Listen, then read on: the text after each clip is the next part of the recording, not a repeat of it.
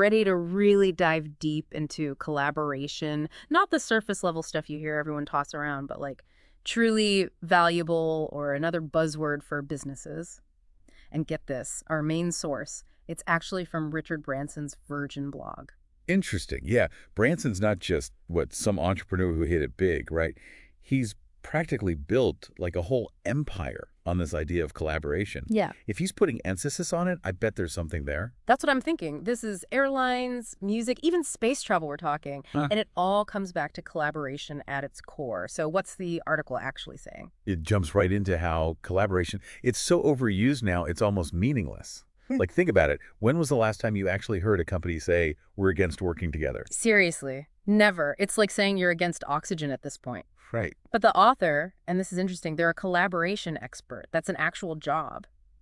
They say we've got to get back to what collaboration really means. And the example, it's kind of wild. Okay, now you have to tell me, what is it? Synchronized swimming with sharks. Close. Way more high stakes, though. Think like rival airline pilots. Wait, really? How does that even work? Okay, so picture this. You've got pilots, right? From competing airlines, up in the air, all trying to navigate the same airspace. Obviously, they've got to keep everyone safe, so they have to collaborate, even though on the ground, their companies are literally trying to, outperform each other. That's a really good example of how collaboration, it can exist in the most unexpected places. Yeah. Like, it highlights that it's not always about, being best friends. It's more about working toward that shared outcome, even with totally different motivations. You know what I mean? And that shared outcome in this case being not having a midair collision. Talk about high stakes. It makes you think, even in super competitive fields, there's often a ton of collaboration probably happening behind the scenes. Totally. And the article takes this idea even further within an analogy. I'm kind of curious to see what you think. They compare effective collaboration to a human wave in a stadium.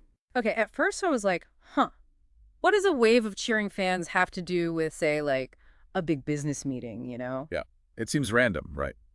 But think about it. Even something as effortless as a human wave, there are still underlying rules and structure to it. Like, people have to be paying attention, time it right, and respond to each other's energy. It's about individual actions all coming together for a bigger collective result. So in a way, it's a spontaneous form of collaboration, just on a massive scale. And when it works, it's pretty amazing to see. But how do we actually take that kind of energy and coordination and translate it to a more professional setting? That's where meetings come in, believe it or not. Uh, The article makes this point that collaborative meetings, those are actually the backbone of organizations that are killing it, but not the kind of meetings you and I are probably used to. We're kind of going way past what they call the printing age of meetings. Printing age of meetings. What is that like when we all used to, pass around printed agendas? Do those even exist anymore? You laugh, but that's kind of the idea they're getting at. The article's talking about all those outdated tools, and techniques we still cling to. It's like flip charts drowning in sticky notes, those endless slideshows beamed up on the wall, anything that keeps people stuck in their own little world instead of really connecting. Okay, yeah, now I see where you're going with this. We've got all this amazing tech at our fingertips, but we're stuck using these, old school meeting formats. And that can totally kill creativity and slow everyone down. Exactly. And that's the author's whole point. They're saying by actually embracing these digital tools, meetings can become these dynamic, interactive spaces where everybody can actually contribute, and it doesn't matter where they are. Everyone's on the same playing field. So are we talking about those giant touchscreen whiteboards everyone's got in their conference rooms now? I've always wondered if those were just for show. They're part of it. Imagine a meeting where if you're remote, you can still interact with the people in the room. Everyone's throwing out ideas, in real time. Decisions are made. Everyone can see what's happening. No more trying to figure out someone's handwriting or feeling left out if you're calling in. It's about leveling the playing field. Okay, yeah, that does sound kind of revolutionary. I can already feel my note-taking anxiety going down. But it can't all be about the tech, right? You still need people to, actually want to work together. You're totally right. Yeah. Technology is just a tool, right? It enables things. What really matters is if you're fostering that mindset of collaboration. And the article really stresses, they call it meeting discipline. It's important. Meeting discipline. Okay, sounds intense. Don't tell me there's homework involved. Not quite. It's not about being stiff. It's about having a good structure. some ground rules for how the meeting should actually run. Think of it like the rules of a game or something.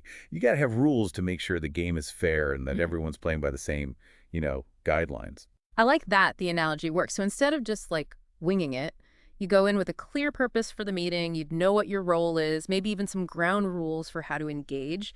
Seems like common sense, but I bet a lot of us, could use a little meeting discipline in our lives. Absolutely. And this is where it gets even more interesting. They're saying this whole digital collaboration thing, it shouldn't stop at meetings. You mean like using project management tools, messaging apps, all that to communicate more efficiently? Exactly. Imagine platforms, Slack or even Teams, as ways to streamline work and cut down on those email chains that never end. It's making things more immediate, transparent, efficient. Like you're taking those good meeting principles and applying them to the entire workday. So it's more like you're weaving collaboration into how you work, not just making it a one-off thing or saying, okay, time to use the collaboration tool now. Exactly. It's about really building that culture of we're always collaborating, Yeah. you know? But I know what you're probably thinking. This all sounds great in theory, but how do we actually do it? That's exactly what I was going to ask. It's easy to just say, ditch the flip charts and go digital, but what are the actual steps people can take? Well, the cool thing is the article does get into specifics. First thing, they say choosing the right tech is key. It's not just about getting the fanciest gadget. They actually call out interactive flat panel displays as a game changer, especially these ones from CTOCH. So not all touchscreens are made equal, huh? What makes these ones stand out? It's all about the features that are built for collaboration. Like they have PCs built right in, so you're not messing with laptops. There's whiteboard software integrated, video conferencing super easy, and bonus points, especially for the budget folks out there. The author points out that because these displays are energy efficient, companies can actually save money in the long run. Okay, now that's an argument anyone can get behind. Even the CFO is on board now. But what about those of us who, maybe don't have the budget for a fancy new screen right now? Any advice for putting these ideas into practice on a smaller scale? Oh, absolutely. The article actually suggests starting small. You can even use free tools like Trello, or even just using stuff you've already got, like the features built into Teams, but using them better, more intentionally. It's about making the most of what you've got already. You don't have to wait for the perfect setup. So really maximizing your tools and using them in a way that promotes collaboration. Yeah, exactly. And even more than the tools, they emphasize how important it is to cultivate that collaborative mindset.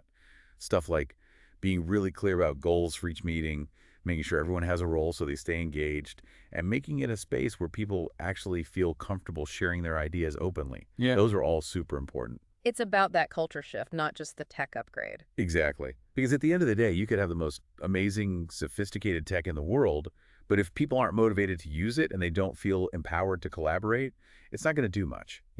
So it sounds like, as we wrap up our deep dive on collaboration, it's clear this is way more than just a buzzword businesses throw around. It's really about understanding the why, creating the right environment, and giving people the power to work together in a way that's, meaningful and productive.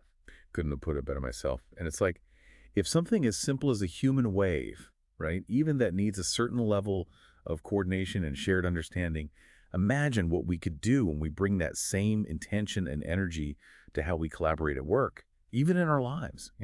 That's an awesome thought to end on. So, listeners, next time you hear someone talking about collaboration, remember, with the right approach, it just might unlock something incredible, Whether it's new ideas, better results, it could be huge for you and your team.